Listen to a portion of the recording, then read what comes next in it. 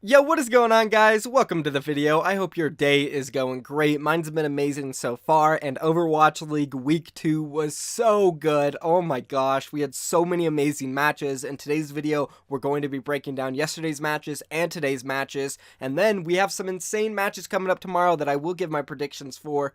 And real quick, guys, remember, enter the giveaway. All you have to do is click the gleam.io link down below. I am giving away hundreds of Overwatch League items. We're talking jackets, hats, jerseys, shirts, sweaters, everything you could imagine, cups, scarves. I'm giving them all away. Hundreds of items, guys. That means hundreds of you will be able to win. It's so easy to enter. Trust me, you don't want to miss out on this opportunity. You might be thinking, oh, I'm not going to win. You have a good chance at actually winning. Trust me. Click the link. But I mean, let's just jump straight into it because, again, we got so many matches to cover. If you guys do enjoy staying updated on Overwatch League every single day, be sure to subscribe and drop a like on this video. Without further ado, let's start off with the first set yesterday, which was the Atlanta Reign and the Toronto Defiant. Now, I know I picked the Toronto Defiant to win this 3-2. I said it was going to be very close, and I still do feel like it was a very close match, but Atlanta Reign did look like the better team at the end of the day. It seemed like they just had more, what is it, like, oomph. They had more, like, the word I'm looking for, I don't want to say pure mechanics,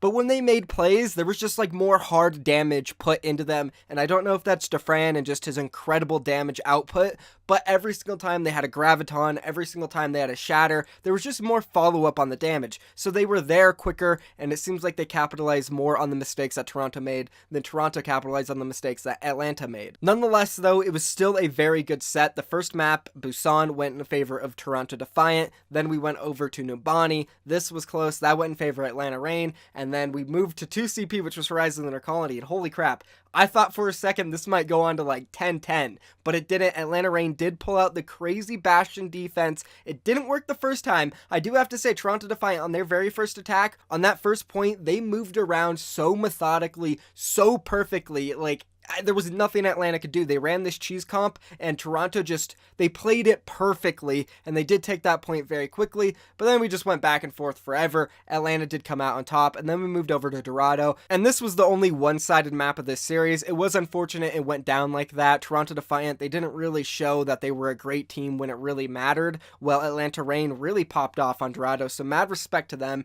DeFran looks great. Pokpo and Dako, really good synergy, man. I'm telling you, these guys are popping off. Dogman in there came out of nowhere. We also saw a little bit of Kodak in this match too. He looked good as well. Overall, just a great set. It was a very fun Overwatch. Both teams look good. Atlanta Reign, though, better team at the end of the day. I would say, though, both these teams might be top 10. That was the first set, though. Moving on to the second one, we had the New York Excelsior and the LA Valiant, and this match was much closer than I anticipated. I thought New York Excelsior would probably run away with it, but LA Valiant, they stuck in there, and we almost seen them upset the New York Excelsior. Unfortunately, though, they just couldn't do it. We started off on the first map, which was Nepal, and our boy Custo was back. He got his first Overwatch League game of Season 2. He looked good in the LA Valiant. They came out and took a 1-0 lead. It wasn't all that close. I was pretty surprised. We moved on to Hollywood, though, and for some reason they decided to take Cust out. Cookie came back in, and it didn't work. New York Excelsior were the better team on Hollywood, so that was interesting to see. I still don't really understand why the Los Angeles Valiant kind of favor Cookie randomly in that main support role, because Custer was so crucial for them and the Dallas Fuel in Season 1, and they lost the map. Moving on to the third map now, the series was tied up 1-1. We saw Volskaya Industries, and well, LA Valiant, they looked good again. Cookie was in there, and they got a first hold over the New York Excelsior, as well as that on their attack. They pushed all the way through, so they were looking good. They took a 2-1 series lead here, and I thought maybe there was a chance they would beat New York Excelsior. And they didn't, though, because the next map was Rialto, and New York Excelsior looked much better than the LA Valiant. LA Valiant, they really struggled to get anything going, and they got stopped pretty much every single other team fight, and New York Excelsior eventually won out on this map. Moving on to the fifth and final map, we had Ilios. This one was interesting because Custa came back in, and I thought, alright, this is it. It's time for LA Valiant to win the series, take out New York Excelsior. They might have lost the last two maps, but it didn't happen. Unfortunately, Custa just couldn't get it done for the boys there in the LA Valiant. Space did look really good in this set, always does. Incredible off-tank, one of the best in the West. Maybe not the best in the Overwatch League, but he's up there. But that was it. New York Excelsior, they took the 2-0 win on Ilios there, giving them the 3-2 victory in the set, and putting them at 3-0 in the Overwatch League. One of the only teams left that is undefeated in the league, so they're looking good. LA Valiant, though, they showed some fight. I liked that set. It was a really good one. Two good matches to start off yesterday. We then moved on to the third set, and hallelujah, guys, I gotta say it, Shanghai Dragons finally got their first victory in the Overwatch League. They are now at a total record of 1-42. They were the last Chinese team in Overwatch League history to win a single match. It's crazy because they had a 40-game head start over the Chengdu Hunters, the Guangzhou Charge, and the Hangzhou Spark, but they still managed to be the last one. But the main thing is they were able to do it. But I feel bad for the Boston Uprising because I feel like they probably could have won this set if they didn't get screwed over. So for those of you guys who don't know, Fusions was not allowed to play this match in the Overwatch League because he was a two-way player. You're only allowed to play 2 matches per stage if you're a two-way player. And Boston Uprising, I don't know what they were thinking, what they were trying to do, but they got screwed over. They didn't realize that they weren't allowed to run Fusions anymore, and they were stuck, and they had to put Axiom back in the main tank role and bring in Color Hex. And this was pretty much the Boston Uprising team that I ranked at number 18, and I was laughing at going into this season because they're just not going to be good. You aren't going to be good with Axiom on main tank and Color Hex in there on that Brigida and damage role. You can't do it. It's just not going to work out. I'm sorry to say it, guys, but Color Hex, in my opinion, isn't Overwatch League ready. I don't know why Boston Uprising signed him, and it shown last night that they're not the same team without Fusions and without Axiom on that Zarya. And I didn't realize this was going to happen. I predicted that Boston Uprising was going to win 3-2 or 3-1 in a close set, but that, again, they didn't have Fusions. So Shanghai Dragons, they capitalized off this opportunity, destroying the Boston Uprising on the first map, Ilios, taking home King's Row, which was somewhat close, as well as 2CP, which was somewhat close, but they were up 3-0, and they finally got their first win. So congratulations, Shanghai Dragons. Sorry, Boston Uprising, you got screwed over. Not much else to say about this set. Let's move on to the last one, which, okay, I was wrong. I was wrong, boys. I won't lie. Houston Outlaws, they beat the Hangzhou Spark out of nowhere. I did not see that coming. I predicted a 4-0 destruction win from the Hangzhou Spark. I really did think Hangzhou Spark was like a top 3, top 4 team in the Overwatch League. But I don't know anymore. Not after that performance. It was very lackluster. Houston Outlaws, yeah, they looked better than they did in the first week.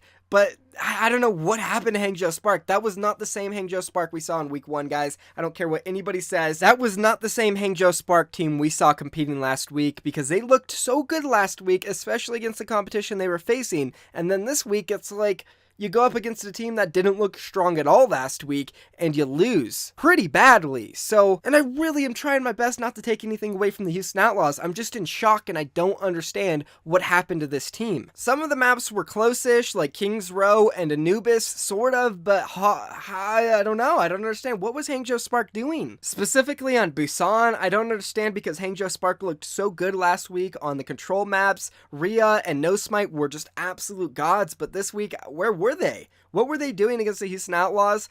I don't know. I really don't. And I'm not trying to take credit away from the Houston Outlaws. Yes, again, they looked better in this set. I'm happy that they got a win, and they're not as bad as I thought, maybe.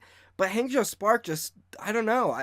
Does Houston just have their number? I don't get it. This set was weird. Houston Outlaws did come out on top 3-1.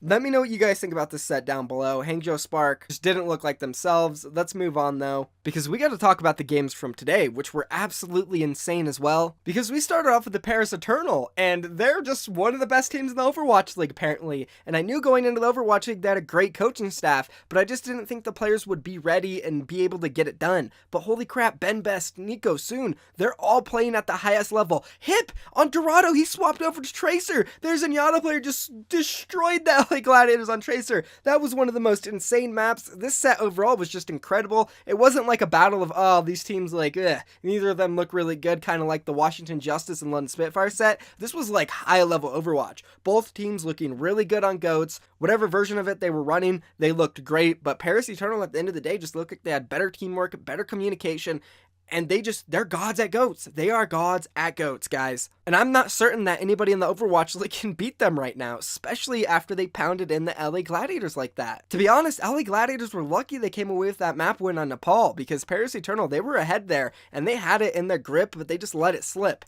We moved on to Nubani, Paris Eternal, they took it pretty close, but I don't know, Paris Eternal still looked like a lot better of a team on that map. Anubis was a draw, though. That was a very close map, and it all came down to Dorado, which I mentioned earlier. Hip swapping over to the Tracer at the very end of it, popping off very hard. It was just a crazy set. It was so fun to watch. Paris Eternal are amazing. LA Gladiators still look really good despite being 1-2. This Overwatch League season is just absolutely nuts. You never know who's going to win because guess what? Moving on to the next set, the Dallas Fuel took out the Philadelphia Fusion 3-1. I get it again. Philadelphia Fusion, they have Elk in there on Zenyatta. He's not a Zenyatta player. He's a main support player. They're missing Boombox, but we still got to give credit over to the Dallas Fuel. They showed up and they looked so much better than they did against Guangzhou Charge, and I think that really shows how good Guangzhou Charge might actually be right now rather than how bad Dallas Fuel were in that set, because they did come out on top again here. And if Boombox was in there, it might have been a different story. Maybe Philadelphia would have won like 3-1 or 3-2, but I feel like Dallas Fuel, when they're running AKM, again, when they are running AKM, I repeat, AKM is a god, and they play very good when he is in there on that Zarya. But when they decide to put Effect in there, which, by the way, I still don't understand why they decided to put him in there on 2CP or just any map in general, because he's just not playing good. He's not. He dies early almost every single team fight. If he's not the first death, he's definitely the second or the third one. He can't get charged. He doesn't get grabs fast. Meanwhile, AKM is dominating, looking like one of the best Zaryas in the entire league right now. So when they're deciding what roster to run, they need to just make sure AKM's in there, and I think they will be a pretty decent team, maybe top 10, but they're sitting around like the middle of the pack right now because they've had some weird matches. I know it's crazy to say, though, that the Dallas Fuel are sitting at 2-1, while the LA Gladiators, Philadelphia Fusion, London Spitfire all sitting at 1-2. I know we're early into the league, but still, that's pretty crazy to say, and it's exciting because, like, anybody can beat anybody right now. It's so nuts. It's nothing like the first season. I can't believe it. I'm loving the Overwatch League so far. Moving into the third set, which I just finished watching, we had another amazing one. This one was spectacular. The Guangzhou Charge taking on the Vancouver Titans. Two Korean teams just smashing into each other, playing goats, and it was like a battle of, I don't even know, just great play. It was one of the best matches I've seen alongside the LA Gladiators Paris Eternal matchup, as well as the Atlanta and Toronto Rain. Like I'm saying, guys, there's so many good matches. All these teams are very competitive. Obviously, London Spitfire isn't right now, which is a problem, but we'll talk about that another day. Vancouver Titans look great. Guangzhou Charge look great. That went down to the absolute wire. I'm very impressed with both of those teams. Overall, though, it's been just an insane amount of Overwatch to intake, guys. It's hard to make these videos and keep up with everything. It's super exciting, though, and I love the competition. And now I have to give my predictions for tomorrow, which is a very interesting day. We start off with the Hangzhou Spark and the London Spitfire, and I don't know what to say about this set now. If the Hangzhou Spark didn't lose to the Houston Outlaws like that, I would have picked them easily. But now I feel like London Spitfire might actually have a chance, and I'm not going to pick against my boys because of that then. I'm going to say London Spitfire come out in a thriller 3-2 once again. Then moving on to the second set, we have the New York Excelsior and Houston Outlaws. I'm going to go with New York Excelsior, probably 3-1 or 4-0. I know Houston beat Hangzhou Spark, but I think that was more Hangzhou Spark just sucking than Houston showing that they're a really good team. Moving on to the third set, we have Toronto Defiant and LA Valiant. I have no idea who's going to win this set. I feel like LA Valiant might be able to edge it out 3-2 or 3-1, but then again, Toronto Defiant, they might be able to win this one as well. I'm going to go with the LA Valiant, though, 3-1 or 3-2. Would not be surprised if Toronto won, though. And then the last set, Vancouver Titans and San Francisco Shock. Again, no idea who's going to win. Both these teams look very good. At the end of the day, though, I think Vancouver Titans might just be the better overall team and have more chemistry. San Francisco Shock seems like they're still trying to figure out things and who they want to run on what heroes. So I'm going to say Vancouver Titans 3-2 or 3-1 in a thriller. Be sure if you guys enjoyed this video, go into the giveaway. If you love the Overwatch League, you have a chance at winning any Overwatch League item you want. You just have to click that link. It's so easy. Trust me. That is going to be it, though. Thank you so much for watching the video, guys. I am out of here. Peace.